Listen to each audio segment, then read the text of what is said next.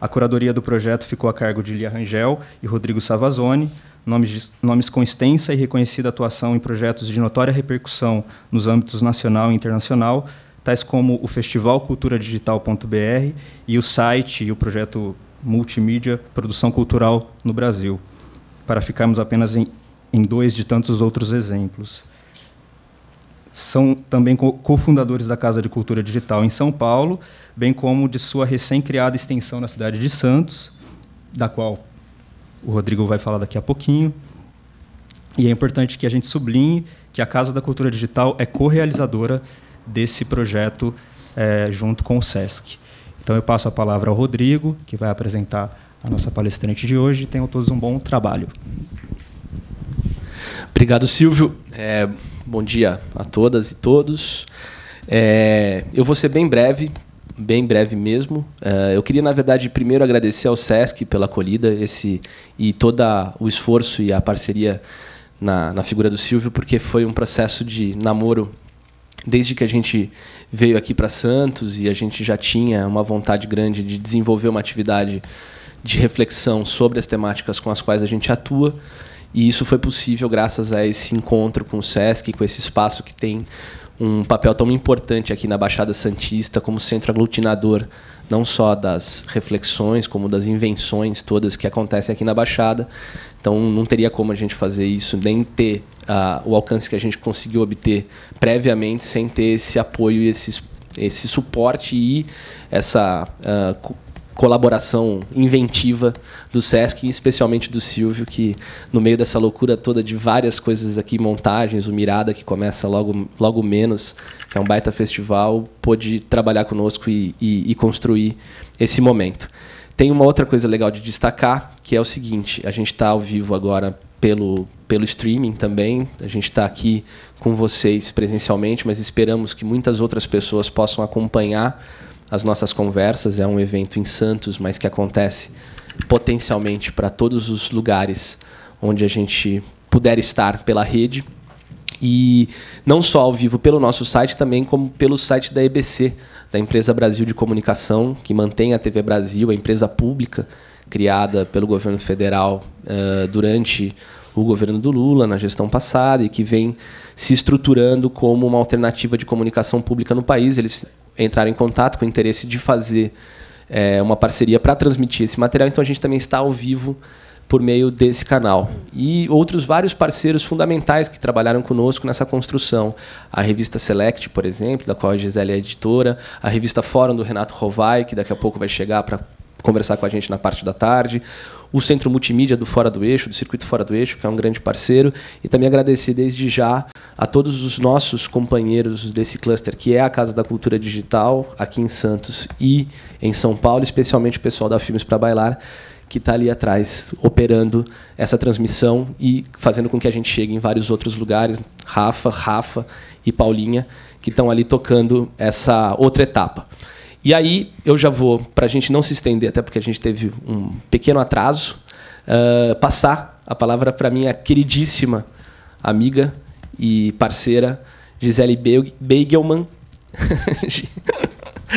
A Gi é, enfim, uma figura que é até difícil de falar pouco sobre ela, porque a Gisele é uma grande artista, pioneira, inclusive, no trabalho com arte e novas tecnologias.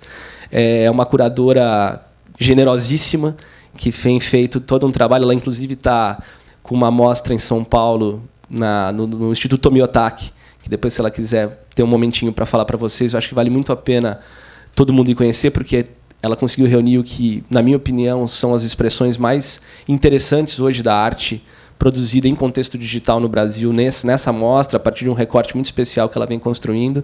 A Gia é professora universitária, fez um trabalho longo na PUC, formando muita gente, que pensou muita coisa importante, agora está na USP, na FAO, e edita a revista Select, que é uma revista de arte, cultura, tecnologia, que pensa as questões contemporâneas, é uma revista de Editora Azul, uma revista nova, está no 7º número, ela inclusive trouxe algumas edições aí, alguns exemplares depois para a gente pode ver quem tiver interesse, a gente faz um sorteio, enfim, ou distribui, e que é uma revista muito legal e que ela é editora-chefe, ela vem fazendo esse trabalho, que é uma forma também de ampliar, enfim, a compreensão sobre tudo o que está acontecendo. Fiquei muito feliz quando a gente convidou a Gisele e ela topou, porque eu conheço essa palestra já de ter visto e sei que é uma abordagem muito especial sobre o que é o trabalhar com a informação nesse contexto que a gente tem vivenciado. Então, Gi, brigadão e é com você. Então, bom, primeiro queria falar bom dia, né, a todos, quase boa tarde, e agradecer a oportunidade de estar aqui. O Rodrigo já fez uma introdução sobre a importância dessa relação da Casa de Cultura Digital com o SESC aqui em Santos, e essa iniciativa, e dado o adiantado da hora, eu vou me limitar apenas a agradecer a recepção, agradecer especialmente aí a presença de tanta gente, o que me surpreende, e não posso deixar de confessar que, apesar de ser um tema que me interessa particularmente, em função da experiência na Select, que eu gostaria de dividir aí todos os créditos e méritos à iniciativa corajosa da Paula Zugaray, que é a mentora do projeto, a diretora de redação, e a gente diz, né, que é a matriz da nossa loucura, que a gente vem fazendo, e eu espero que depois vocês acessem o site, iPad, tem a revista impressa. Enfim, é um pouco um exercício de curadoria de informação, sim, que a gente tem feito na Select. Esse termo ele tem se popularizado com uma rapidez impressionante, mas antes de entrar no tema propriamente dito, que me apaixona, eu queria realmente reforçar a felicidade de estar aqui com a Lia e com o Rodrigo, que, além de todas as qualidades profissionais que já foram apresentadas pelo Silvio e que eu endosso e maximizo, é uma das pessoas que eu mais pessoalmente gosto, é um dos meus melhores amigos. Então, e fazia um tempo já que a gente não se via. E, para terminar, a felicidade também, porque acho que eu passei os melhores anos da minha vida vindo para Santos, minha família paterna é daqui, e é sempre uma delícia quando eu chego, parece que, enfim, volta toda uma experiência histórica, afetiva, é muito bom estar aqui. Então, isso tudo é um pouco de curadoria de informação, acho que, da minha vida, né? Porque, na verdade, esse tema ele vem crescendo aí nos blogs de marketing, especialmente, como tudo que aparece como um fenômeno na internet é muito rapidamente apropriado pela cultura de marketing em geral e se transforma numa palavra que vai sendo esvaziada na medida em que ela passa a significar tantas coisas que ela passa a não significar nada, né? E é mais curioso ainda a popularização desse termo, porque curadoria é essencialmente uma prática ligada historicamente ao mundo das artes. E é no âmbito das artes também aonde, no nicho específico da cultura digital, que a ideia de curadoria online passou a ser problematizada. E, muito curiosamente, a questão da curadoria de informação jamais foi discutida dentro do âmbito dos teóricos relacionados à conceituação de uma curadoria online. Toda essa explosão de uma ideia de curadoria de informação tem muito a ver com uma situação específica, que é a quantidade e a diversidade de approaches, fontes e recursos que são disponibilizados na internet diariamente. Só para a gente ter uma ideia, né, que é uma pergunta recorrente, qual é o tamanho, né, da internet, né, que é uma grande polêmica, né? Em 2005, quando o Eric Schmidt era o CEO do Google, ele estimou que a internet teria 5 milhões de terabytes, o que é muita coisa. Né? Muita. A gente já vai chegar aí numa aproximação do que isso significa. Mas isso foi em 2005 e nós estamos em 2012. Né? E só para tomar como referência como faz diferença essa escala de tempo, e não se tem nenhum outro dado claro e público sobre qual é, de fato, o tamanho em dados do que circula na internet, a gente poderia ter uma estimativa de que esse número já deve ter sido superado há muito tempo. Pensa que em 2005 a gente não tem Facebook, a gente não tem Twitter, a gente não tem nenhum desses espaços que viraram verdadeiros formigueiros e enxames de informação na internet. Então, só para ter uma ideia da escala exponencial de crescimento que justificaria eu arriscar a afirmação de que esses 5 milhões de terabytes são coisa morta e enterrada, que hoje deve ser o dobro, o triplo, tomando como parâmetro o número de páginas indexadas pelo Google, que não é a totalidade da internet, mas é, sim, o serviço com o maior acesso, é o maior serviço de busca com o maior acesso da internet, e com a maior capacidade de indexação de conteúdo. Em 1998, o Google indexava cerca de 23 milhões de páginas. Esse número pulou em 2000, 2 anos depois, para 1 bilhão. E hoje ele é estimado em 53 bilhões de páginas. Isso dá um pouco a ideia, mas também não precisa nada, porque, na verdade, hoje a grande questão é o que você chama de página. O perfil de uma pessoa no Facebook pode ser considerado uma página? Os blogs que têm uma tecnologia própria podem ser considerados uma página? A conta no Twitter de cada um é uma página? Portanto, essa ideia desses tais 53 bilhões de páginas, ela também é muito imprecisa. A gente está falando de um universo onde, dependendo da referência que você utilize, você chega a uma estimativa. Mas, apesar de nós não conseguirmos afirmar com clareza qual é o tamanho da internet, nós podemos ter uma dimensão precisa do que é esse movimento, esse fluxo de informações que acontece diariamente na internet e que permitem que nós conceituemos essa nossa experiência como, de fato, um enfrentamento da dadosfera. Né? A dadosfera é a grande questão contemporânea. Então, vamos pensar o que é um dia na internet a partir dos fatos mais básicos das nossas experiências cotidianas.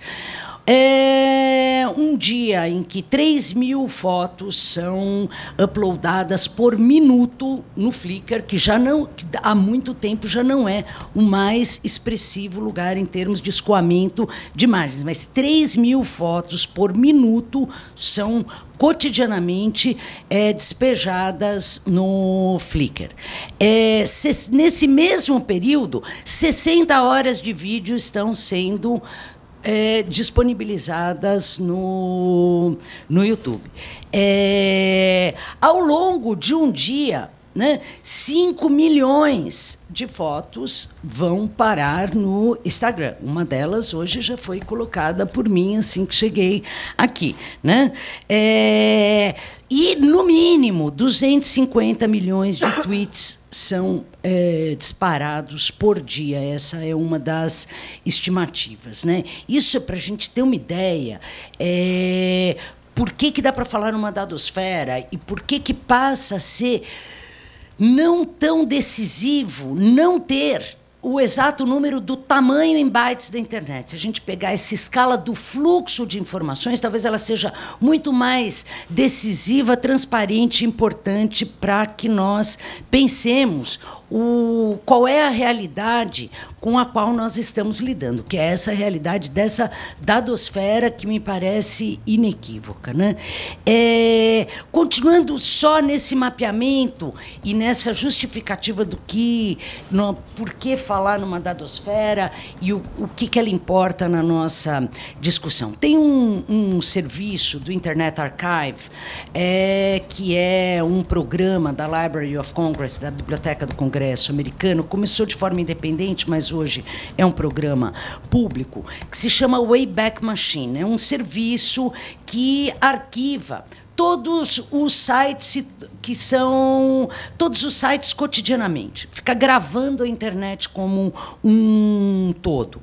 E esse serviço se chama Wayback Machine. Você vai na Wayback Machine e você digita um site que não existe mais. Se ele não tiver sido apagado completamente, se ele tiver dado tempo de ser copiado pela Wayback Machine, você realmente entra numa máquina do tempo. É legal você ver versões antigas das páginas, entrar no site do Sesc, vai ver várias versões, né, desde a primeira página até hoje. Bom, a Wayback Machine foi fundada em 1999. Entre 1999 e 2010, ela já tinha, né, esse serviço já tinha 2 petabytes de sites arquivados. Ora, 2 petabytes, que parece um número que não significa nada, é 500 mil de DVDs entupidos de ponta a ponta, né? É informação a dizer chega, né? A escala disso talvez seja mais fácil de se perceber quando se compara o acervo da Wayback Machine, que é um acervo que cresce cotidianamente, com o maior acervo bibliográfico do mundo, que é justamente o da própria Biblioteca do Congresso norte-americano, que entre 1815, quando iniciou a coleta de livros, e 2010, tinha... calcula-se 3 milhões de livros.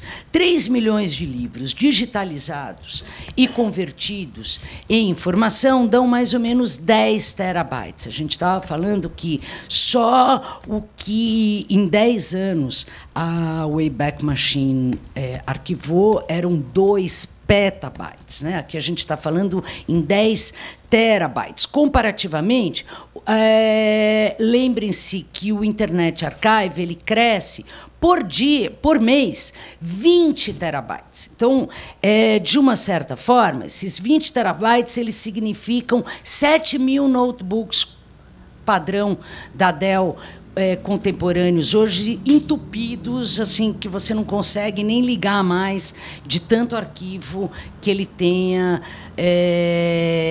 gravado, né? Isso é o que o Internet Archive cresce por mês, 20 terabytes. Ora, a gente estava falando que a Biblioteca do Congresso americano, entre 1815 e 2010, em termos de quantidade de informação, se a gente convertesse todos os livros, ela teria 10 terabytes. Então, a gente pode dizer que o Internet Archive cresce por mês 2 bibliotecas do Congresso americano, que é simplesmente a maior biblioteca do mundo, e o seu patrimônio bibliográfico acumulado em 200 anos. Deu para ter uma noção de escala da exponencialidade da circulação de informação que a gente vive hoje? Eu imagino que sim. E é isso que nos permite falar em uma dadosfera.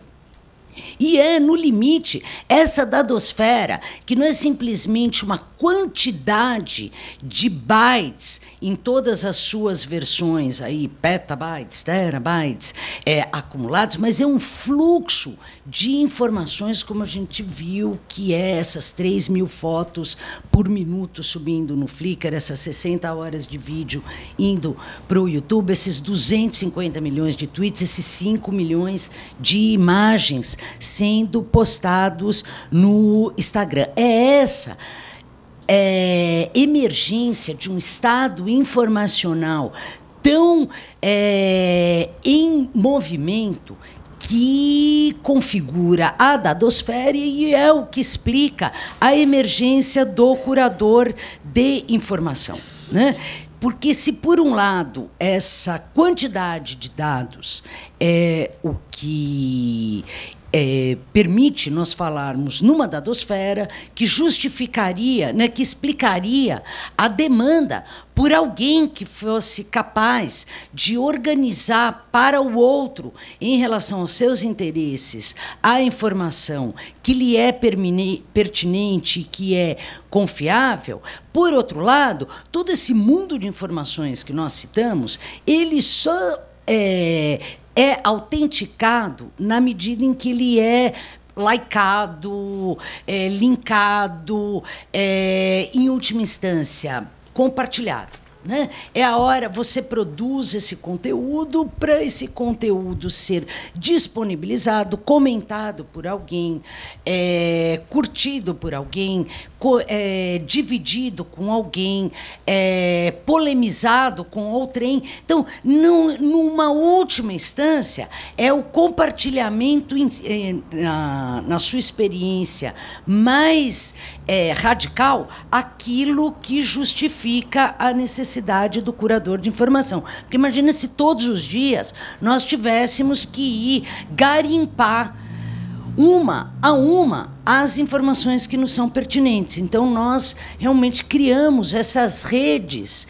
de nanoaudiências dos nossos pares e dos nossos interesses que operam essas ilhas de curadoria da informação e vão criando esse mundo de inteligência distribuída onde nós vamos encontrando os nossos caminhos e os nichos por onde as nossas informações vão chegar.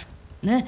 São esses diques, né, que vão operar de forma construtiva essa forma de conhecimento colaborativo baseado numa inteligência distribuída que vai nos permitir escolher qual é o canal pelo qual nós organizamos o nosso acesso àquilo que nos importa nessas 60 horas de vídeo por minuto que sobem no YouTube, nessas 3 mil fotos que vão escoar no Flickr, que não são nada comparadas aos 14 bilhões de imagens, né, arquivadas aí nos computadores do Facebook, que é uma das praias aí referenciais aí desse sistema de curadoria da informação, né? E o que é assombroso é que, apesar dessa monumentalidade de dados que circulam à nossa volta, né, esse fluxo de informações que é intermitente e que passa a ser quase que imapeável e inestimável em termos desse tamanho, segundo dados do próprio Google, ainda em 2005, na abordagem aí do seu CEO, né, do Eric Schmidt, o Google, na época, varria 5% de todo o conteúdo online. Há especialistas que dizem que é muito menos. Há toda a teoria aí do que a gente chama Deep Web, né? A web profunda. E isso aqui, essa periferia dos dados que os algoritmos do Google teriam condições de organizar e filtrar, para esses estudiosos, aí já não chegariam a 0,02% daquilo que de fato existe. E hoje, com todos os recursos, né, que vêm sendo desenvolvidos para se apagar rastreamentos, Tor da vida, Onions, BitTorrents, você tem toda uma web paralela que não entra nessa indexação do Google, que, como nós vimos, não é nada pequena, né, chega aí a mais de 50 bilhões de páginas e sei lá quantos bilhões aí de terabytes. Mas, pensando que o Google só varre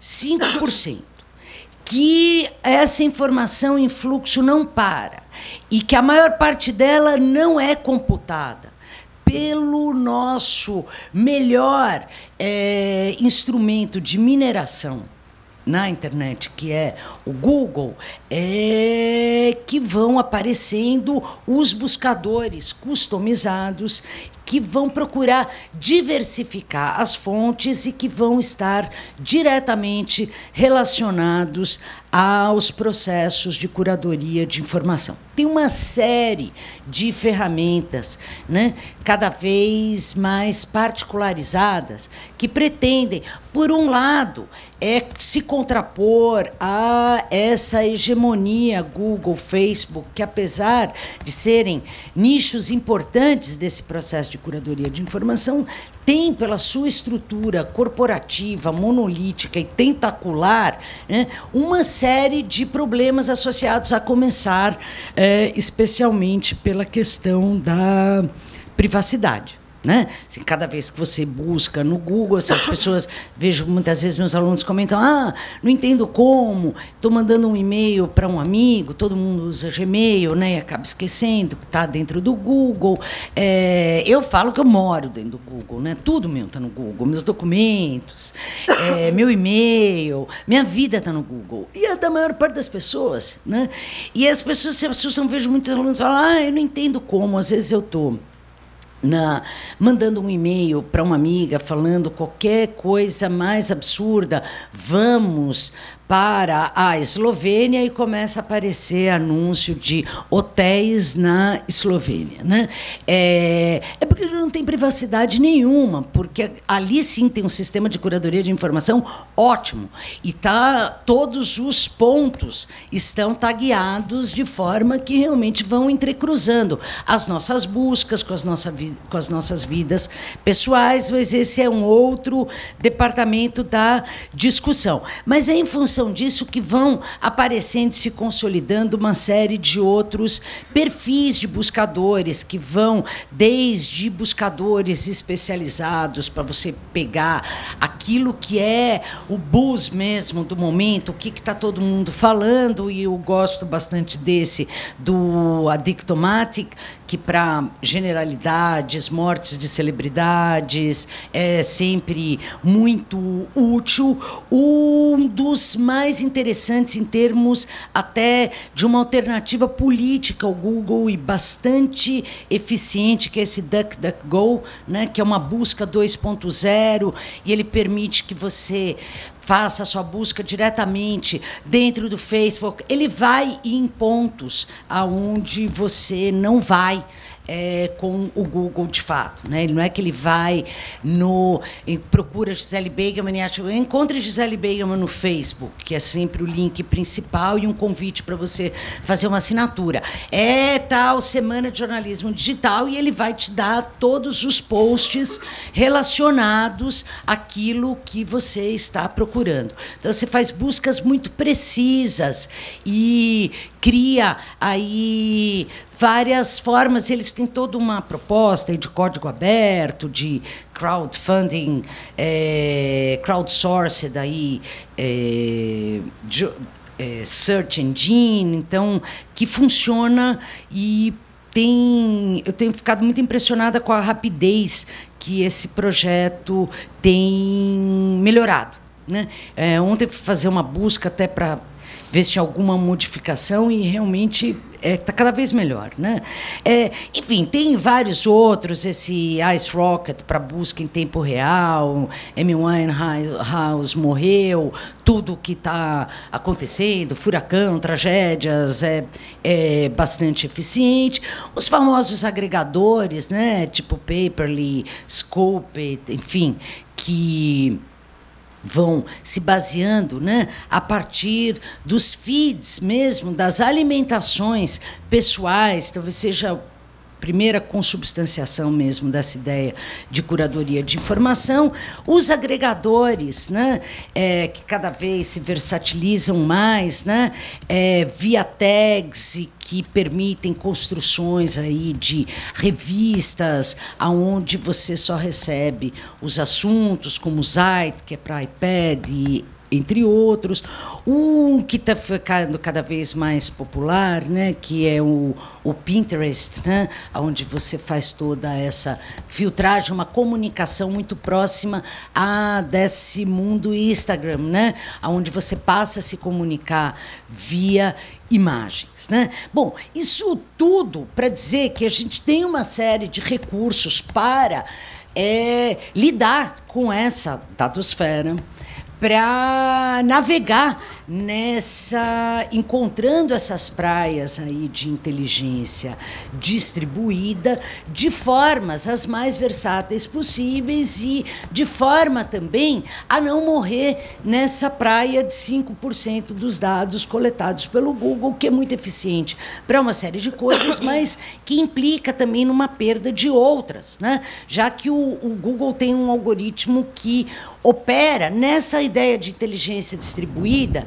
que muitas vezes acaba descambando num processo que eu venho chamando, que é muito característico da Web 2.0, do darwinismo social dos dados, né? Vence o mais forte, né? Como o Google ranqueia, né? O que ele parte do pressuposto? Se mais gente está apontando para site X, esse site X é o que tem a informação que você está procurando. É um raciocínio bastante bonito, né? Assim, poxa, é partir na confiança. Assim, se todo mundo está fazendo isso, eu vou atrás disso. Agora, não necessariamente isso tende a criar um curto-circuito, porque se mais gente acessa sempre. São aquelas famosas nuvens de tag, né? Que a gente vê as cloud information, quando você entra no Flickr e tem aquela palavra maiorzona, palavra menorzinha. Isso é o darwinismo social dos dados, né? Você tende a clicar mais naquilo que foi mais clicado, né? Não necessariamente quantidade e qualidade rimam, enfim, tem uma série de problemáticas e é isso que vai criando a demanda aí por essa figura aí que a gente chama de curador de informação e que justifica a elaboração de todos esses recursos que foram comentados aqui. O que é fundamental a gente entender é que essas ferramentas que aparecem nos blogs de marketing, como isto é curadoria de informação, não são a curadoria de informação, são tools, são ferramentas de fato, né? E funcionam melhor aquelas que distribuem melhor a sua inteligência, né? Confiem sempre mais naquela que permite que você opere de maneira mais personalizada a busca pelos feeds que te interessam, pelos canais de alimentação que sejam os compatíveis com as suas inquietações, né? Isso que vai criar 3 modelos, e eu vou parar pouco por aqui, que vem, de fato, da experiência da curadoria de arte online, que é a ideia do curador como filtrador, que parte do pressuposto que eu sou aquilo que você linka, né? Então, vocês selecionam, eu vou atrás e eu filtro os links dos outros e crio o meu modelo de curadoria a partir dessa relação. Um outro modelo bastante corrente é a ideia do curador como agenciador, né? Então, eu sou aquilo que eu linko e você compartilha, né? Que é um modelo um pouco que se desloca, né? Modelos como o Whitney Artport, que é curado e foi fundado pela Christiane Pohl, que acho que é uma das maiores cabeças da internet, não só sobre arte digital, mas sobre esse processo de reflexão, o que é curadoria online, ou a Turbulence.org também, que é um outro espaço aí artístico que opera muito a partir dessa ideia do agenciamento. Eles fazem seleções e essas seleções de projetos são depois fermentadas aí, recompartilhadas pelo público. Um pouco modelo, talvez, de como o Festival de Cultura Digital foi organizado na sua última edição. Você faz uma chamada de propostas, um grupo escolhe, você dá um certo peso para a quantidade de likes aí que os projetos receberam, mas você tem uma instância que avalia, né, de alguma maneira, as pertinências e joga aquilo de volta para ser recompartilhado. É a ideia do curador aí como agenciador. E o último modelo, que também é um modelo muito arrojado, e que talvez seja o limite dessa inteligência distribuída, que é muito baseado na experiência, por exemplo, que o Run Me Festival, que é um festival organizado pelo Alex Shugin desde, sei lá, que milênio, que é o primeiro e o único festival de software art do mundo. E é uma plataforma. Você chega lá e coloca suas coisas. No festival, algumas são projetadas, mas na plataforma fica tudo, né?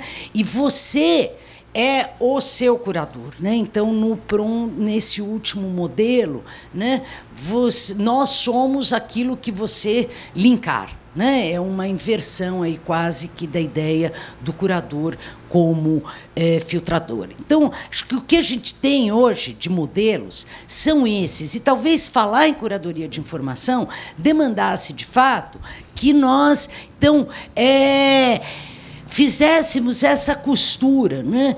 Que a curadoria de informação, ela é o quê? Ela é essa linkagem entre ferramentas, processos de filtragem, estratégias de agenciamento e construção de plataformas. Ou seja, dentro dessa perspectiva, eu acredito que a curadoria de informação teria que concluir que ela ainda não existe. Ela é uma ideia, uma ótima ideia a ser trabalhada, porque ela é uma demanda, né? Como a gente viu no começo, assim, toda a dadosfera justifica, em última instância, explica a emergência e a necessidade da curadoria de informação como prerrogativa da inteligência distribuída entre as partes, né? E para além das nomenclaturas fechadas, né? Porque esse é um termo bastante bonito, você chega e fala assim, mas e aí como que isso sai do papel, né? Sai do papel, talvez por essa consolidação de modelos, né, de curadoria de informação que sejam capazes de amarrar essas matrizes que vêm de várias experiências das curadorias online, especialmente aquelas que foram engendradas no campo da web art propriamente dita, com essa diversidade, né, de programas de busca cada vez mais especializados, com a nossa capacidade de criarmos, né, essas combinações entre processos de filtragem, estratégias de agenciamento e operacionalização aí de plataformas abertas, né, que deem conta dessas inquietações. Então, acho que, resumindo, né, o que eu poderia introduzir sobre o tema, para que a gente também possa conversar um pouco aqui, né? Senão eu tenho um problema, eu e uma grande outra amiga nossa, Ivana Bentes, se deixar, vai chegar no dia 24 e ainda estou aqui no terceiro slide, ainda teria um monte aqui para mostrar. Mas acho que, por hora, é o que nós podemos aí ficar para abrir uma discussão, mais coisas, vocês me procuram nos nos canais massivos aí que todo mundo tem, o meu Twitter, o meu Facebook, o meu próprio site, que acho que são as formas mais fáceis de chegar em mim. Eu agradeço aí a atenção, espero não ter extrapolado muito o tempo. Obrigada.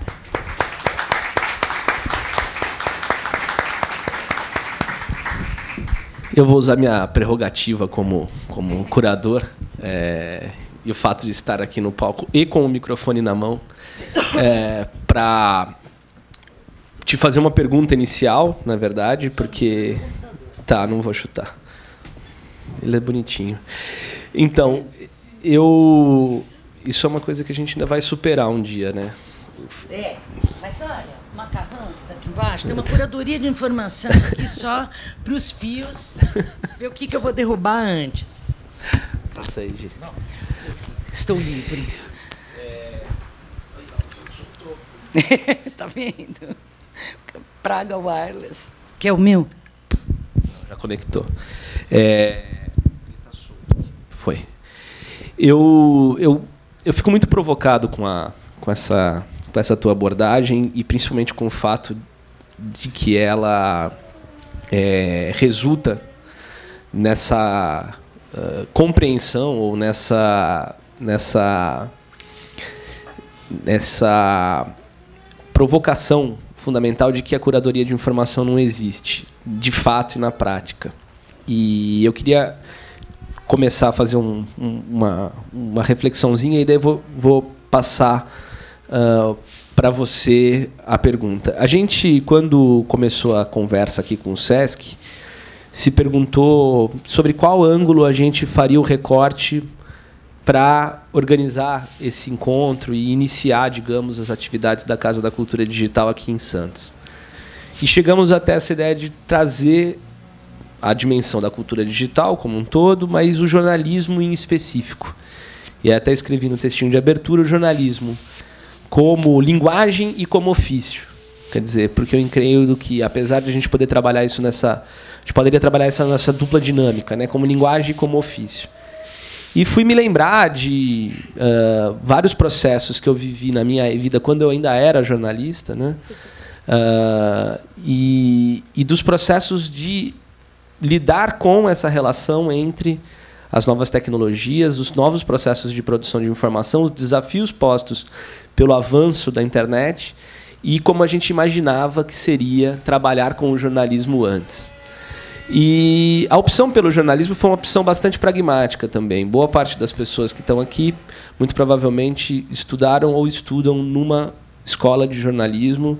Aqui em Santos a gente tinha e sabia que existiam várias escolas de jornalismo, existem também de audiovisual, mas a ideia era que a gente pudesse trazer um pouco desse universo de expansão do jornalismo como linguagem e como ofício para dentro dessa reflexão desses grupos que muitas vezes acabam por não ter acesso a essas informações pela própria defasagem dos ambientes universitários. Às vezes tem a partir de uma perspectiva que pode ser ou mais conservador ou até um pouco entusiástico. Então a gente queria justamente produzir uma reflexão crítica sobre esse momento que a gente está vivendo. E eu me lembrei nesse processo, montando isso e refletindo por que certas questões precisavam aparecer, me lembrei de várias etapas nesses anos todos que a gente foi vivendo dessa relação entre organizar links, trabalhar com, enfim, organizar uma informação que não te pertence, que é e sempre foi uma etapa importante do processo de trabalho do jornalista, né? A construção da pauta, por exemplo, que era, na época áurea do jornalismo, aquilo que nos dava a origem do tema com o qual nós iríamos partir para a rua para aprofundar aquilo, né? Ela passava por um processo de seleção profundo que demandava desse profissional um conhecimento crítico prévio que abrisse a possibilidade dele compreender que universo era esse anterior e aí, portanto, de posse desses links, que não necessariamente eram links, mas podiam ser livros e outras fontes de informação, ele partia para o corpo a corpo com a realidade e dali voltava com as suas histórias. E eu me lembro que quando eu era editor-chefe da Agência Brasil, uma das coisas que eu lembro que o Washington Post fez e que eu vi poucos sites fazerem na época, que a gente estava estudando, os outros sites, era compartilhar. A sua equipe de política compartilhava em links aquilo que ela lia para formatar tanto os seus artigos de reflexão quanto as pautas que viriam a ser desenvolvidas. E links, muitas vezes, dos seus concorrentes. Links que eles tinham lido de reportagens do The New York Times, da Atlantic, ou seja, eles criaram uma ferramenta que era baseada numa outra ferramenta chamada Publish To, que você podia acompanhar o percurso daquele repórter ou aquele editor no processo de colheita das informações que levariam ele a sair para aquela determinada pauta. Só que, em diferente perspectiva de outro tempo, aquilo que era aquele percurso era também compartilhado por esse profissional. Eu vi poucos fazerem isso. Por quê? Porque na época me parecia como uma espécie de compartilhamento do código-fonte, uma abertura demasiada que criava aquela relação em que, bom, se eu sei o percurso dessa informação, por que eu compartilho o processo de aquisição dessa informação? Estou fazendo essa digressão para chegar no seguinte ponto e chegar justamente à pergunta. Nós não temos ainda uma curadoria, um modelo de curadoria de informação. Mas dentro daquilo que a gente tem hoje, pensando especificamente o jornalismo, você acha que, boa parte do tempo, os jornalistas, os profissionais de comunicação estão publicando suas pautas, ou antes ainda, estão publicando só a pesquisa das suas pautas, e a gente não chega a ter mais elaborações mais densas a respeito do que é a produção crítica qualificada desse indivíduo, que pode ser um curador, mas é também um jornalista, a respeito de como ele processou todo esse universo de informação. Ou seja, nós não estamos mais compartilhando, nós estamos compartilhando o percurso do nosso aprendizado e não mais aquilo que ele resultou e aquilo que nós conseguimos elaborar a partir dele, ou nós estamos fazendo essas duas coisas. Você vê uma coexistência dessas duas coisas. Essa é uma pergunta. Como é que você enxerga analisando o processo de informação hoje? E a outra questão é, quando você fala a respeito da curadoria da informação, você pensa também como um exercício de desenvolvimento tecnológico. Quer dizer, ela necessariamente passa por desenvolver as ferramentas necessárias para filtrar uma determinada realidade. Muitos dos curadores que você cita, quer dizer, muito do processo de curadoria, ou pelo menos o que se hoje configura como curadoria, inclusive pelo marketing, que vem fazendo um uso agressivo, como você disse, dessa informação, nada mais é do que um trabalho bem aplicado técnico de certos indivíduos de processar os algoritmos desenvolvidos por alguém. Ou seja, uma tecnologia que você muitas vezes desconhece como foi elaborada. Então as pessoas não fazem ideia como funciona o PageRank do Google e nem têm interesse em saber e acham que estão fazendo a curadoria, quando na verdade quem está fazendo a curadoria para você foi um desenvolvedor de software e um desenvolvedor de código de programação que preparou toda uma moldagem e um ambiente totalmente bem conformado que te dá uma vaga possibilidade de deslocamento dentro desse espaço já muito bem estabelecido e filtrado por esse desenvolvedor de programação. E aí é isso que eu queria te perguntar. Você acredita que a gente vai conseguir chegar, e seria bom, e você que adora pôr a mão na massa em tudo que faz e elaborar todas as etapas, num estágio em que os processos de formação e as exigências passem também por as pessoas entenderem que hoje, para trabalhar com informação, é preciso ter conhecimento dessa etapa do processo de desenvolvimento tecnológico e não só manipular as ferramentas? Então, são duas perguntas que eu começo para a gente. Eu vou começar pela primeira, que é mais... Ela é mais, talvez mais simples, porque eu nunca tenha pensado, então é mais fácil de responder aquilo que não te atormenta, né? Acho que nós estamos num momento, não só no jornalismo, em todas as áreas, aonde e talvez isso fique mais claro quando eu responder a segunda. Há um investimento muito mais numa democratização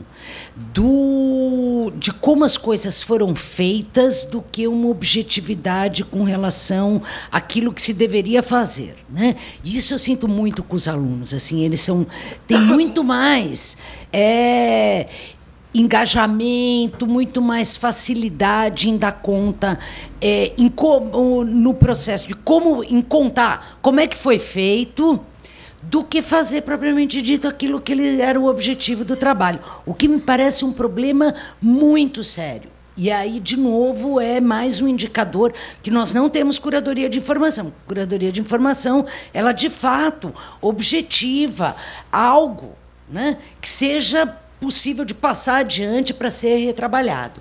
E não apenas aquela massa de links que você vê de onde veio, o que o cara pesquisou, mas e o que ele pesquisou? Né? Foi para lá, foi para cá. Então, acho muito importante essa questão do investimento no processo de dar transparência ao modo de como foi feito, né? Mas isso não pode ser prerrogativa de não fazer, né? Isso é um impasse fundamental do processo de conhecimento hoje em dia, né? E que tem muito a ver com a maneira como essas experiências cognitivas que se dão, Facebook, Twitter, que são muito fragmentárias,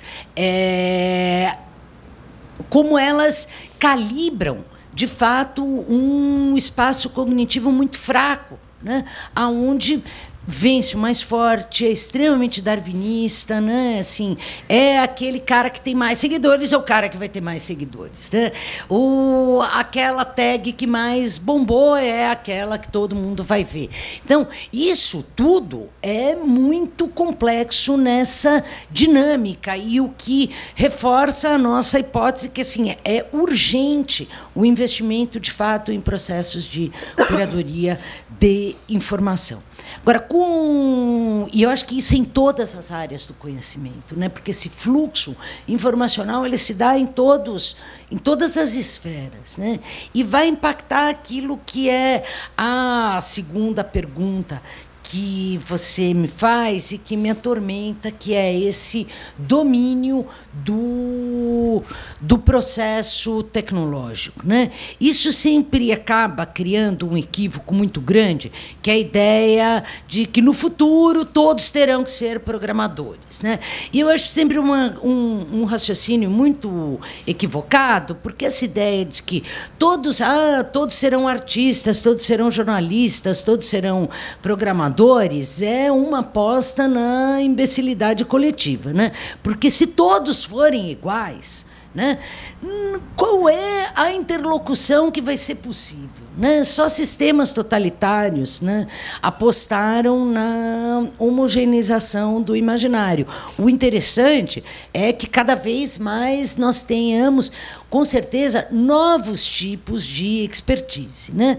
E num mundo onde cada vez mais, é uma tese que eu e o Rodrigo vem insistindo muito aí já há alguns anos, desde que a gente se conhece, que se tornou anacrônico falar em cultura digital, não porque nós vamos voltar a um mundo analógico, mas porque o processo de digitalização da cultura é transversal e ele já a ubiquidade das redes é tão inegável que não tem mais sentido falar em cultura digital. Nós estamos vivendo um processo de digitalização da cultura. Nesse contexto, essa questão do saber tecnológico volta sempre com muita força, né? Todos terão que saber programar? Como eu vou entender? E eu costumo sempre responder de uma mesma forma, por um raciocínio que vem se consolidando aí, se cristalizando em mim, que é, quando nós fomos alfabetizados, apesar de eu ser bem mais velha do que a maioria, se não a totalidade das pessoas que estão aqui presentes, e nossa professora de português nos introduziu as primeiras formas de combinação entre letras. Ela, com certeza, não tinha, alguma delirante deveria ter, mas na sua maioria, ela, com certeza, não tinha nenhuma ilusão que, ao nos ensinar a ler e a escrever, que nós nos tornaríamos, cada um de nós, um Machado de Assis. Mas ela tinha certeza, né? E que com esse aprendizado estava garantida à nossa pessoa a capacidade de diferenciar uma bula de remédio de uma obra do Machado de Assis, né? Em síntese, né, o que isso quer dizer? É fundamental um processo de letramento digital. As crianças não podem continuar indo para a escola, aprender a fazer vídeo no Windows Media Player e entregar um PowerPoint para a mamãe em casa, e achar que isso ou que tem lousa eletrônica, eletrônica, né? Que o professor vai lá e faz igual o que ele faz com o giz, né? Faz bolinha no vídeo, faz bolinha no canto do PowerPoint, faz caneta grossa, pinta. É lógico que é muito mais, visualmente mais atraente, mas chamar isso de inclusão digital ou de processo aí de revolução do ensino fundamental pelos recursos educacionais digitais é muito pouco, né? Então, assim, o grande impasse é pensar como é que nós poderíamos criar uma cultura de letramento digital onde nós não apostássemos numa sociedade completamente imbecil, onde todos seriam programadores, o que seria chatésimo, né? Mas que todos nós fôssemos capazes de atravessar essa opacidade com os quais os programas são feitos, né? Tem uma tese, é uma velha tese flusseriana, na verdade, né? É essa ideia de quem programa o programa, né? É você ter um pouco de noção que essas coisas não são atávicas, elas não vêm, e que esse discurso do capitalismo fofinho, né? Que é tudo bonitinho, gordinho, cor-de-rosa, né? Onomatopeico, não quer dizer que nós estamos vivendo num mundo que nos abraça sem dores, né? E seria muito triste mesmo viver num mundo sem dores, tão confortável, né? Se a gente pensa na iconografia toda que nos circunda hoje em dia, nossa, parece um mundo sem pontas, né? Google, Flickr, Facebook, né? Vocês já devem ter notado. O Facebook é o ícone principal, né, desse processo, assim, não só pela importância que ele acabou ganhando, mas por essa coisa de ser uma cultura profundamente afirmativa, né? Você só pode né? Esse é o símbolo, a imagem que mais circula na contemporaneidade. Apesar do Twitter ser um pouco mais adultinho, né? É só lembrar no ícone, aquele passarinho, que fala, nossa, né? Assim, que bom que eu voltei aos meus 2 anos de idade, super, né? Lindo, e essa coisa que faz tweet, é uma coisa assim. Todo esse processo, ele dá uma camada de opacidade para essa discussão que você está chamando, que é fundamental romper, né? E ela passa por um letramento digital, que é talvez essa confusão entre as humanidades, né, e as ciências exatas, que foi o que o Derrida sonhou a vida inteira, né? Na gramatologia, um pouco essa ideia, né, da ciência, da possibilidade, a ciência como possibilidade de ciência, né? Não sei se confundi mais, mas é que essa é uma pergunta que me atormenta. Eu fico com vontade de ficar falando, mas eu não posso falar. Eu já falei bastante. Eu queria saber, primeiro, já prerrogativa para o pessoal que está na sala, se tiver gente com vontade de fazer pergunta, porque, pelo visto e pelo deslocamento corporal da Lia, tem gente na internet querendo perguntar. Então, quem for mais rápido, se o pessoal que está presencialmente aqui levantar a mão, a gente deixa. Senão, a gente põe o pessoal da rede para interagir. E aí, alguém quer? Não? Pessoal da rede. Olá, pessoal. Queria agradecer aqui a presença dos alunos da Unimonte, Unisantos e também da Unisanta, né, que nós tivemos essa semana passando aí de sala em sala, conversando, chamando para essa atividade. E nós estamos aqui na internet sendo acompanhados por várias cidades do Brasil, gente de Belém, Santa Maria, de São Paulo. E também quero agradecer, então, a participação de todos que estão nos acompanhando online e comentando pelo Twitter e também aqui pelo chat. E, Gisele, já queria encaminhar aqui algumas questões que estão vindo do pessoal da rede. Começo aqui pela Flávia Saad, que é aqui de Santos. Não está aqui hoje, amanhã ela estará com a gente, que ela tem um dos principais blogs aqui de Santos, que é o Juici. E ela me parece um pouco aflita em relação a essa questão de tanta informação. Se o jornalista, né, ou o comunicador, ele faz essa curadoria, ela quer saber o que você acha dessa angústia, na verdade, como é que o profissional da comunicação lida com essa profusão de informação tão gigante e para conseguir fazer o seu trabalho. E também já emendo numa outra questão da Lúcia Schmidt, mandada pelo Twitter. Você estava comentando agora sobre essa questão do letramento digital. Como você acha que a gente deveria criar uma cultura do letramento digital? Nossa, cada bomba que cai no meu colo, né? Bom, primeiro começando aí pela Flávia Saad, essa coisa da overdose informacional. Eu tenho reparado que quem mais sofre com isso é uma geração mais nova, né? Porque a minha geração foi educada durante a ditadura. Então, para nós, essa questão da overdose... E numa época que o Brasil, de fato, era um país subdesenvolvido e que a gente esperava anos, né, para um disco chegar no Brasil, um livro. Era toda uma odisseia o acesso à informação. Porque você não tinha mesmo, e outra, porque aquilo que era concedido você ter acesso, você não tinha porque não chegava, né? Então, acho que informação, quanto mais, melhor. Ela demanda, sim, um leitor cada vez mais qualificado, capaz de operar o confronto de fontes, né? Uma leitura cada vez mais rigorosa, né? Ao contrário de... As pessoas dizem que eu sou muito otimista, mas eu acho que a prática tem me ensinado que não. Ao contrário do que alguns apostam, acho que não há um império da imbecilidade na internet. Acho que a internet deu vazão a tudo aquilo que sempre houve, né? A internet não inventou a pornografia, a internet não inventou a pedofilia, a internet não inventou o boato, a internet não inventou o texto mal escrito, a imagem vulgar.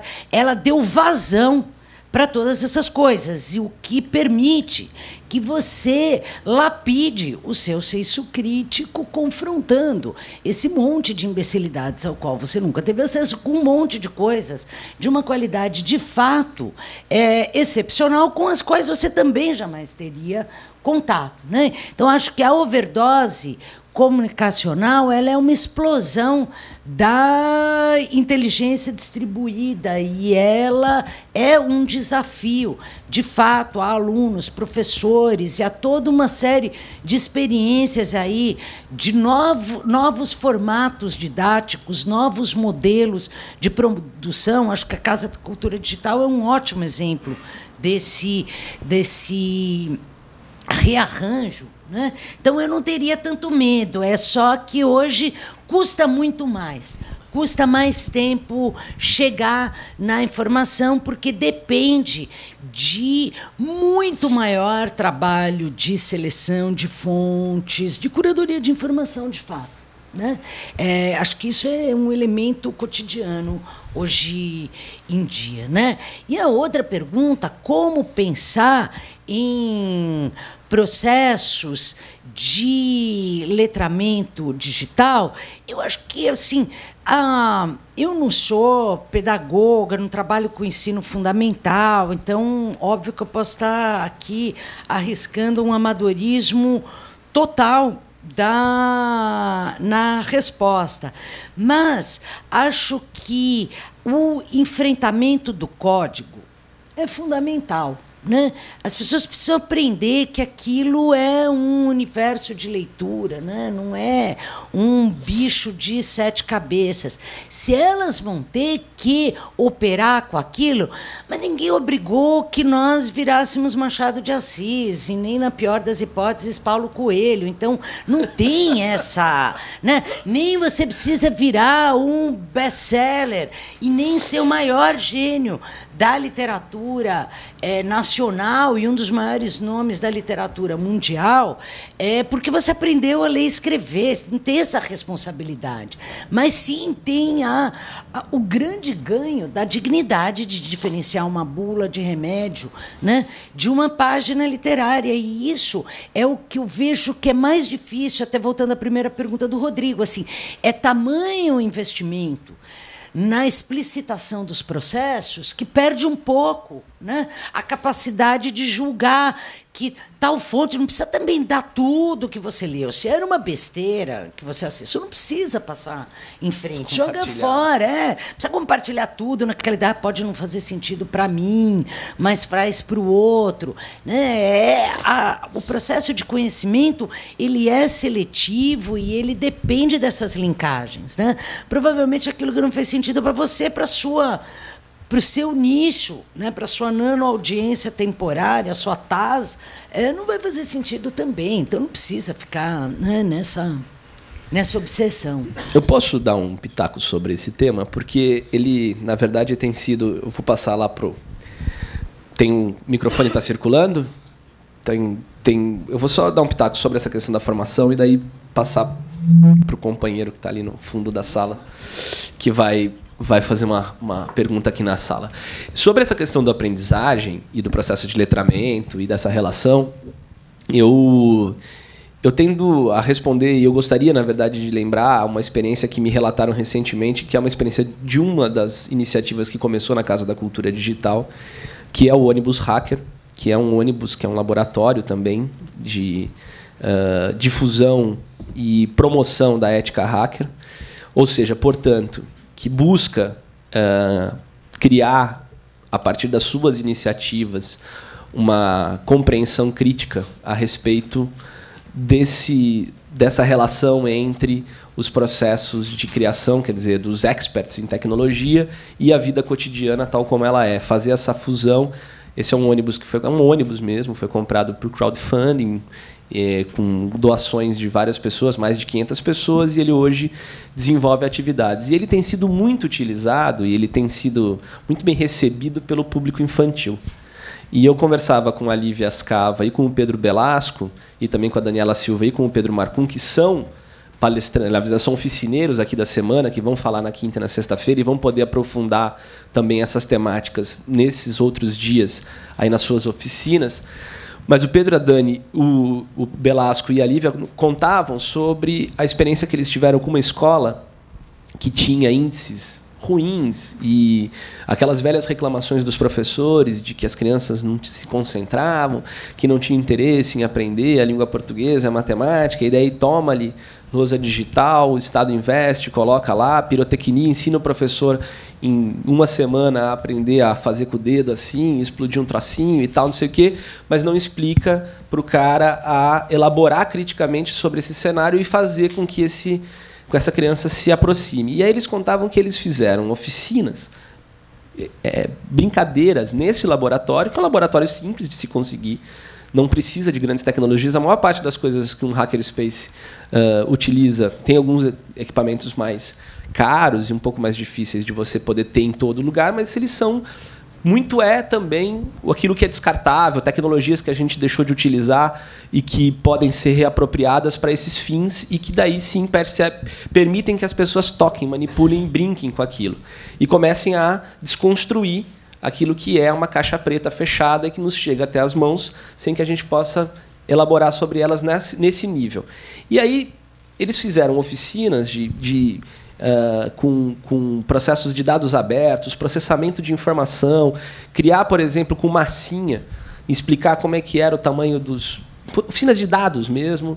Aí iam para o computador, trabalhavam isso e durante um dia inteiro, as oficinas cheias, as crianças estudaram matemática, estudaram ciência, estudaram todas as disciplinas de forma transversal e ali conseguiram se aproximar. Por exemplo, o Jarbas Jacome, que é um artista sensacional e também um professor investigador brasileiro muito bacana, ele tem um trabalho de brincadeiras, de escrever código, que ele começou a fazer, que é uma coisa super simples de brincar e pode ser introduzido. Então, assim, eu acho que não é difícil, né? Quer dizer, tem todo um processo de readaptação, mas eu acho que é possível fazer esse trabalho de letramento de uma forma bastante agradável e ele não precisa ser um confronto às disciplinas tradicionais. Na verdade, ele é um grande aliado dos processos de aprendizado de língua portuguesa, de matemática. Tem gente que acha que a gente tem que ser a Coreia do Sul, que a gente tem que ensinar português e matemática para o cara até ele se esgarçar e depois, com 15 anos, ele querer dar um tiro na cabeça.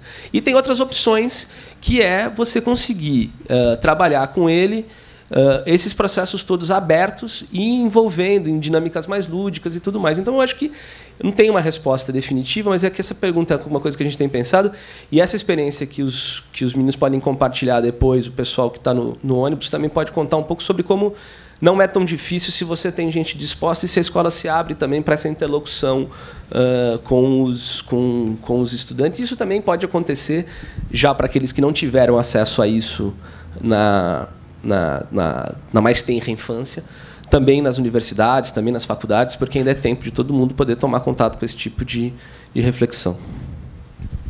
São duas perguntas.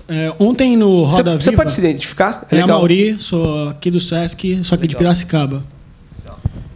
Ontem no Roda Viva, o Diogo Mainardi falou um pouco sobre esse lance de curadoria na internet.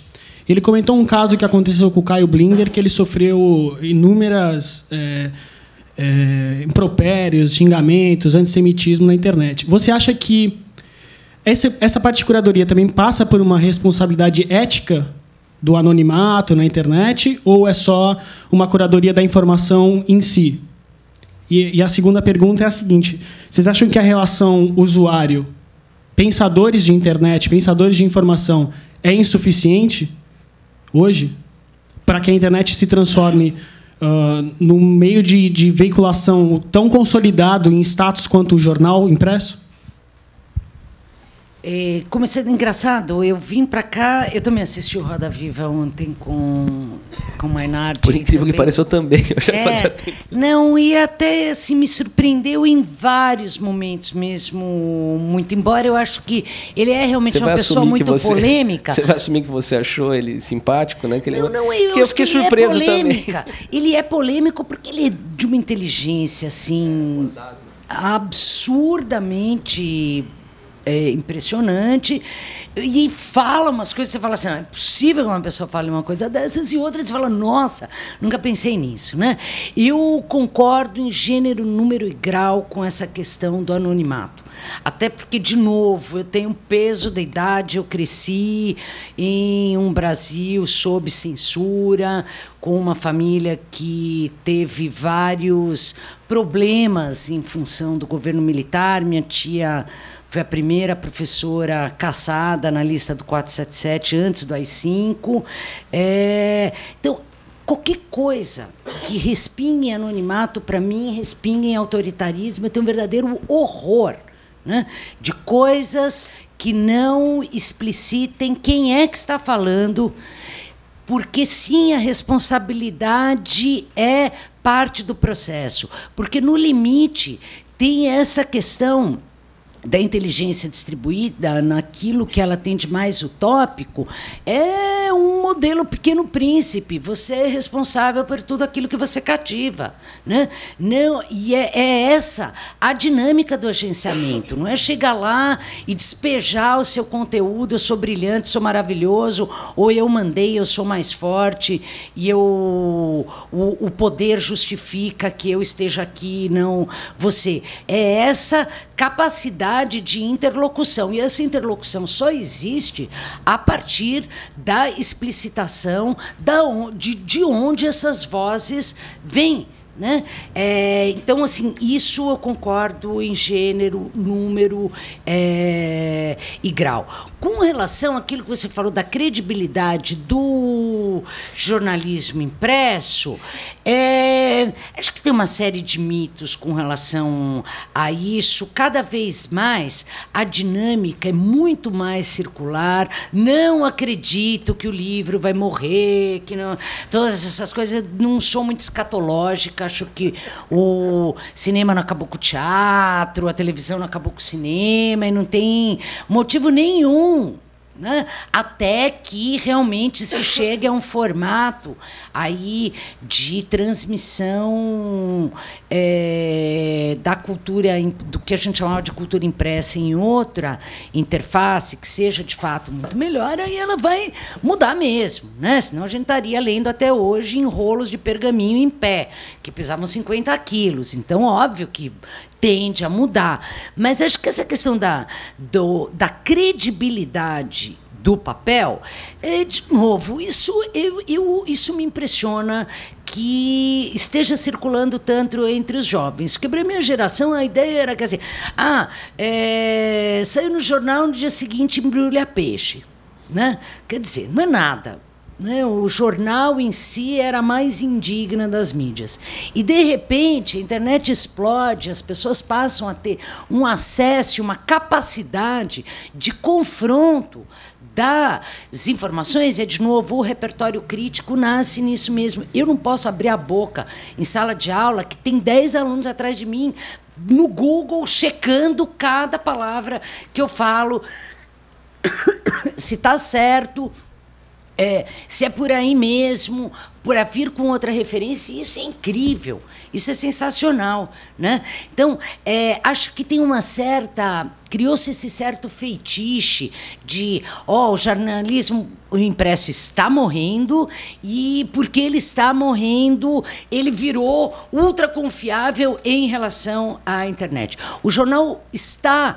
e já foi, está em processo de mudança e já foi muito modificado pela internet. Eu acredito muito mais nessa dinâmica transmediática mesmo, que os meios eles têm competências próprias. Né? Não dá para o jornalismo impresso, de fato, competir com a internet. Né? Hoje a gente brinca que a televisão é a internet de ontem e o jornal é a internet de antes de ontem. Né? Hoje, quem abriu o jornal viu lá o cineasta, o irmão do Ridley Scott, que horror, Tony Scott morreu desde ontem de manhã, ou desde anteontem de madrugada, que não se fala em outra coisa. Né? E você vê na primeira página do jornal, você fala assim, nossa, isso já foi há tanto tempo. Né? Então, eu acho que a crise é quando o jornalismo impresso tenta dar conta de uma coisa que ele já não competia com o rádio, que é a informação quente, a queima-roupa.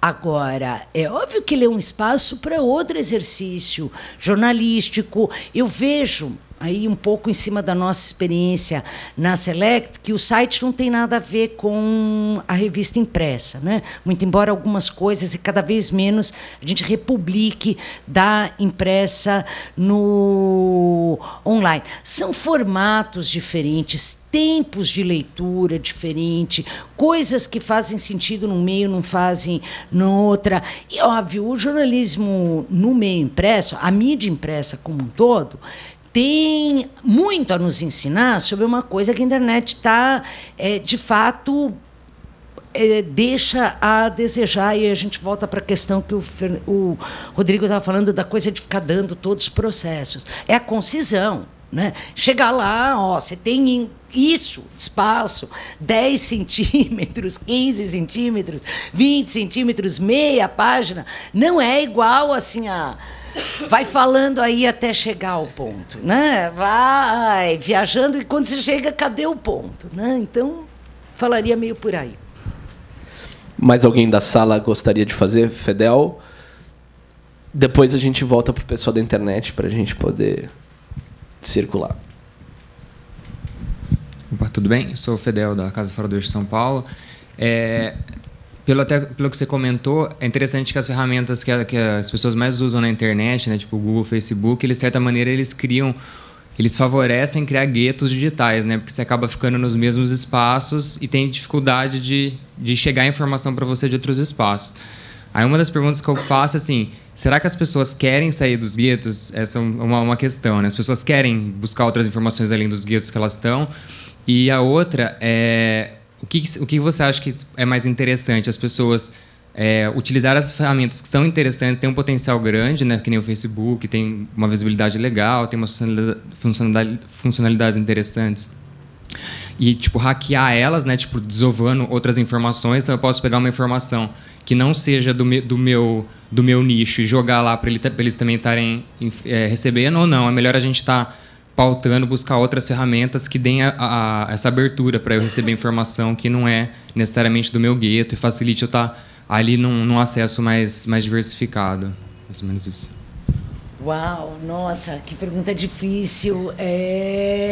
Bom, começando pela questão dos guetos. Também tem uma outra palestra que eu e o Rodrigo damos em outros contextos, que é que o grande desafio político é como criar estratégias para agenciar as dissidências e não seguidores, né? Essa coisa da dinâmica dos seguidores, essa do empoderamento, de ser empoderado pelo usuário, quem é o cara que tem mais seguidores, é, em certo sentido, a falência da curadoria de informação. Essa curadoria de informação entendida aí no sentido marketológico da coisa, nem sei se a palavra existe, o marqueteiro, sei lá qual o termo mais correto, ela é um dispositivo de como criar rebanhos previsíveis, né? Como fazer todo mundo ir atrás de um certo ponto. Enquanto que, se a gente pensa nessa dinâmica que vem mesmo na herança dessas discussões sobre as curadorias de arte online, que é o curador como filtrador, o curador como agenciador, o curador como plataforma, né? A gente vai apostar numa ideia de curadoria orientada para aquilo que não era previsível de ser encontrado, né? Eu também, hoje eu estou crise de idade, eu estou semana que vem fazendo 50 anos, acho que e ainda em Santos, estou um balanço, mas sim, pensando numa coisa assim meio Jurassic Park da internet, assim, para quem viveu a era pré-Google, né? Era que se procurava nota à vista nos programas, você não chegava a lugar nenhum mesmo, assim.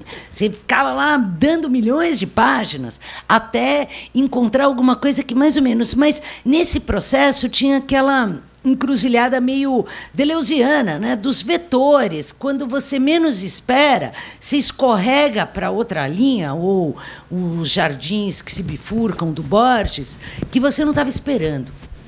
E isso é onde o conhecimento acontece. Você é desafiado a se confrontar com o novo.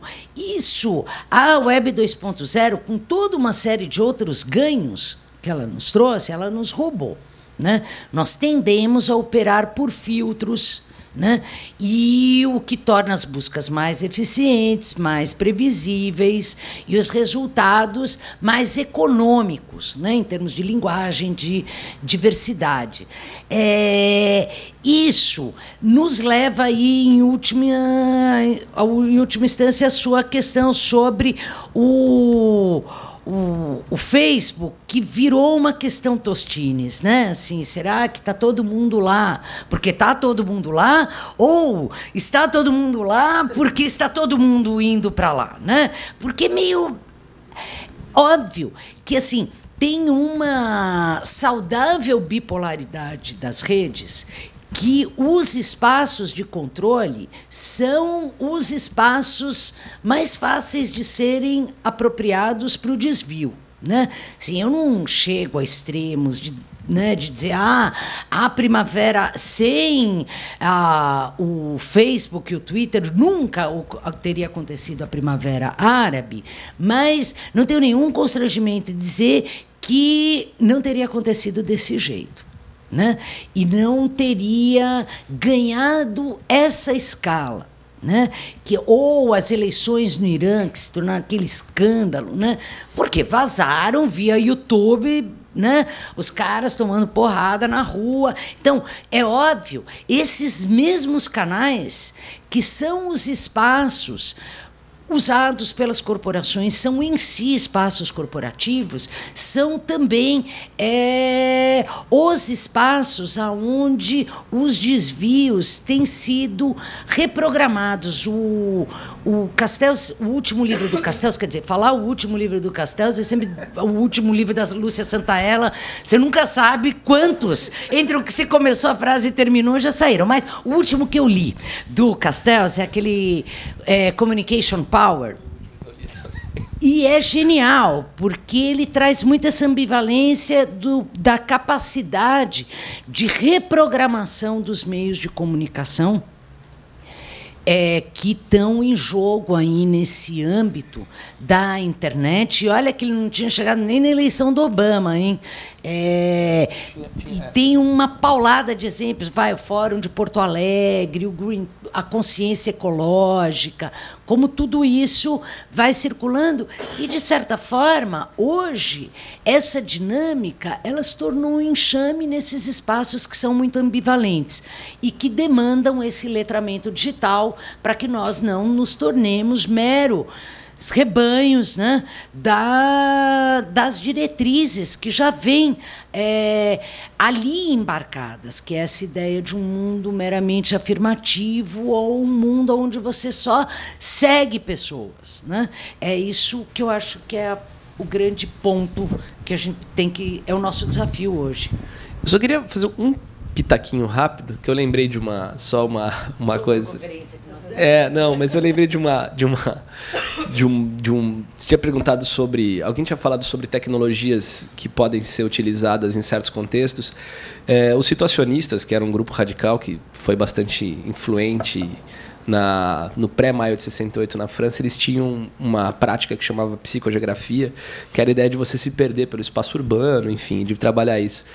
E um grupo ligado à Universidade da Califórnia, de San Diego, do qual o Cícero Silva, que é um amigo nosso, também faz parte, eles desenvolveram um aplicativo para celular baseado em GPS que te ajuda a se perder. Porque a gente tem um monte de aplicativos que existem para que a gente se encontre ou encontre os caminhos.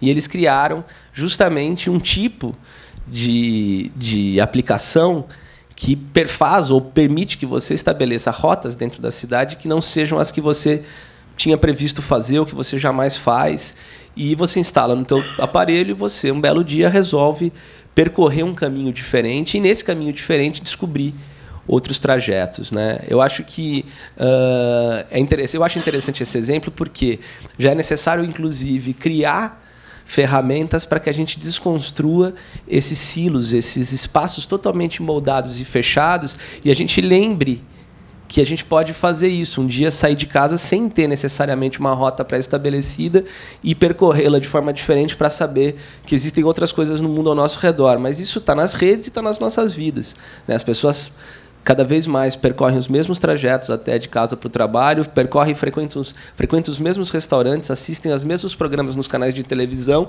e frequentam os mesmos amigos dentro do seu Facebook. Aí já entra uma questão...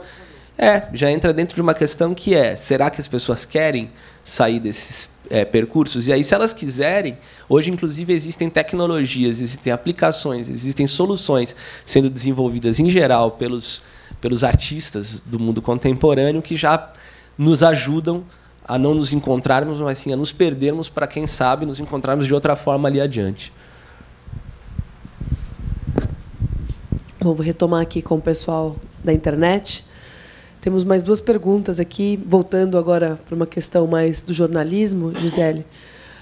A Gabi Agostini, que está nos acompanhando do Rio de Janeiro, pergunta o seguinte: como o jornalismo literário, o jornalismo das grandes reportagens, que necessitam de tempo maior para sua produção e uma disposição à leitura menos superficial, sobrevive em tempos de Twitter, Facebook, na avalanche de informações disponíveis na web?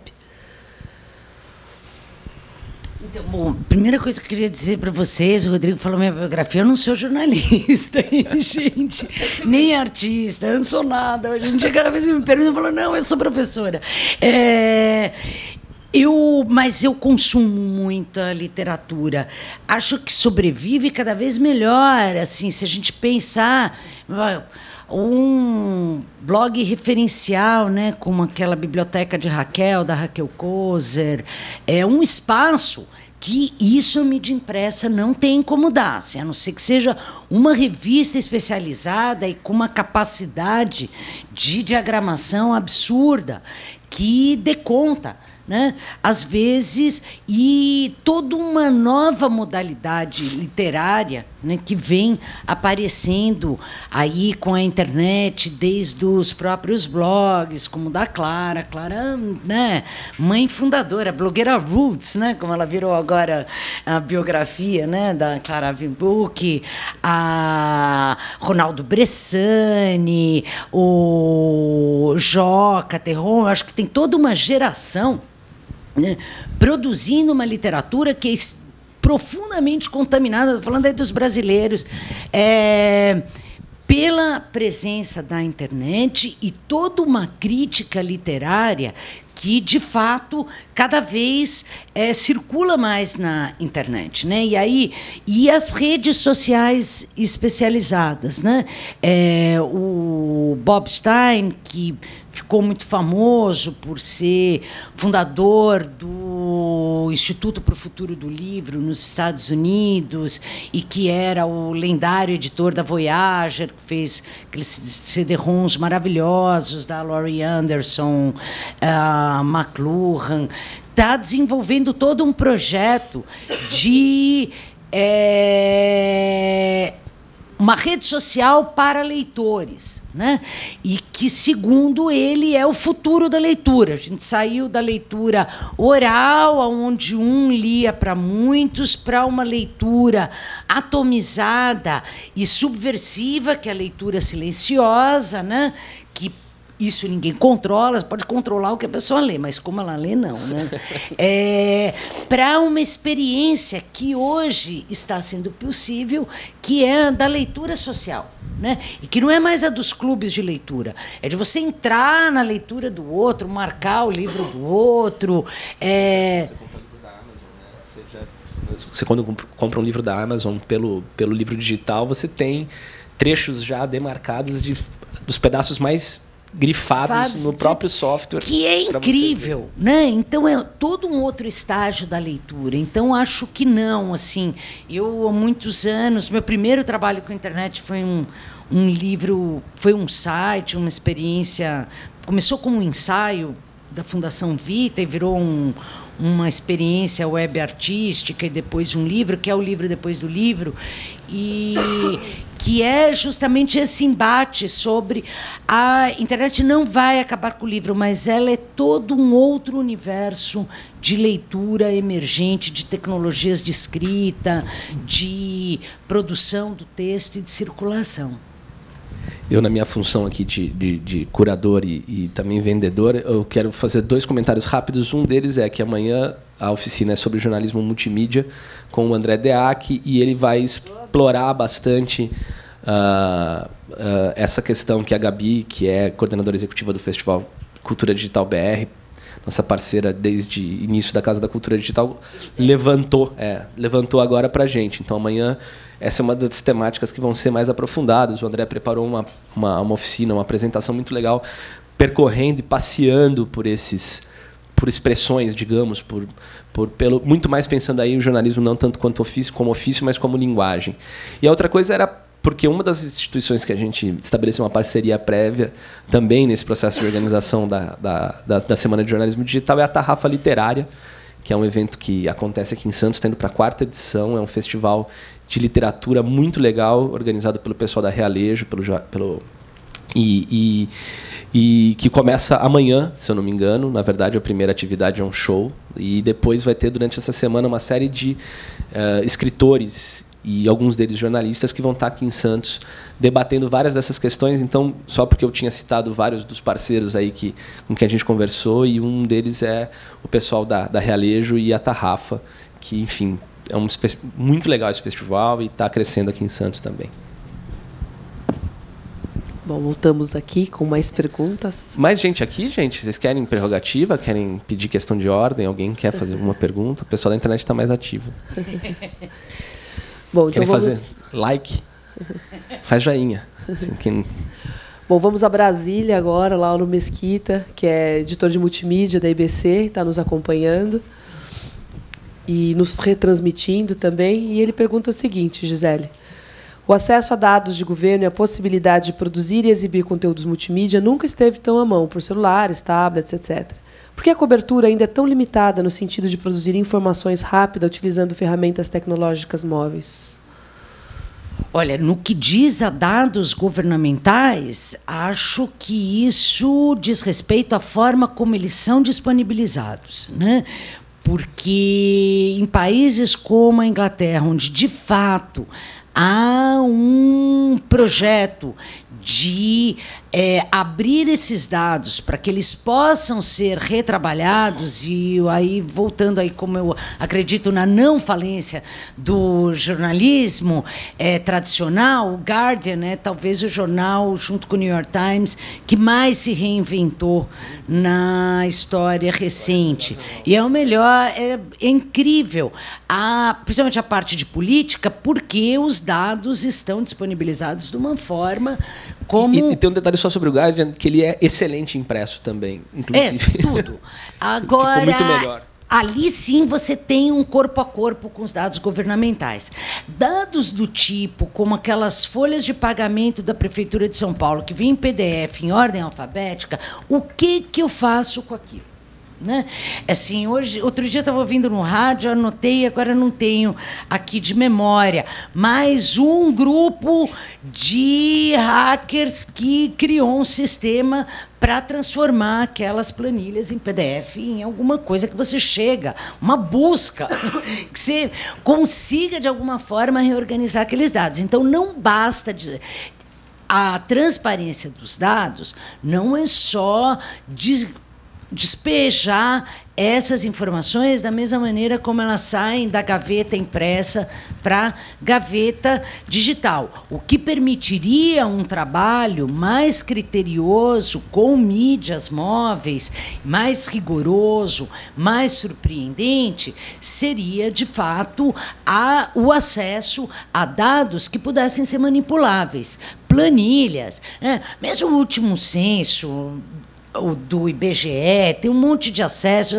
Olha, eu confesso que eu estava tentando entender uma coisa de mobilidade urbana, desisti. Sim, tão complicado, você precisa de uma engenharia pessoal, um tempo para chegar, e quando cavoca, tem um Google Maps, uma coisa que parece uau, quando vai chegar um monte de planilha de Excel que... Assim, não dá, para mim é impossível, para mim isso assim é grego. Então, depende de um esforço, de uma política, de fato, de governabilidade orientada para o acesso à informação do que acontece no momento. Pô, acho que a gente vai chegando pertinho do fim, né? Sim, já são 3:01. Eu queria só deixar... Alguém ainda quer uma última chance de falar, ou cale-se para sempre?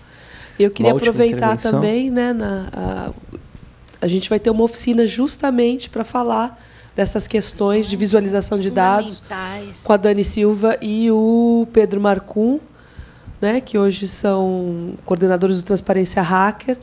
E eles montaram uma rede com a Transparência Hacker que justamente reúne jornalistas e desenvolvedores para pensar em como essas informações, que muitas vezes não estão acessíveis, elas podem ter visualizações inteligentes e acessíveis. Então, vai ser na quinta-feira, né, em 2 edições também, de manhã e à noite. Eu endosso que vocês façam mesmo, principalmente quem se interessa por esse tipo de problema, porque a dobra da curadoria de informação é, de fato, a estética do banco de dados, né? Essa maneira de criar, e que daria um outro seminário, que é essa cultura nova que vem aparecendo, que é o jornalismo visual mesmo, né? Cultura dos infográficos e como ela lida, né, com essa hibridização de carreiras entre programadores, desenvolvedores, jornalistas e designers de informação, né? Que é o que mais falta. Então, pessoal, primeiro, Gi, muito obrigado pela sua presença. Gente. Valeu. E a gente volta daí, então, às 2:45, a gente recomeça e reabre para as 3h com a palestra do Renato Rovai, que vai falar sobre blogs especificamente. Quem for ficar o dia todo vai ser muito legal. Ele vai ter também, a gente à tarde vai ter acompanhamento de pessoas que trabalham aqui em Santos também, o Julinho Bittencourt acompanhando o Renato Rovai, e depois, no fim da tarde, às 5h, o Sérgio Amadeu da Silveira, que vai falar sobre alguns aspectos políticos dessa configuração toda da internet e sua relação com a comunicação, as novas tecnologias e o jornalismo em específico. Quem estiver assistindo online, depois volta, liga de novo lá no trabalho, enfim, que a gente vai parar para almoçar, todo mundo almoça e depois a gente recomeça de novo a nossa transmissão. Obrigado para quem compareceu agora pela manhã e a gente segue durante o dia depois dessa pausinha que nós vamos fazer agora. Tchau, tchau.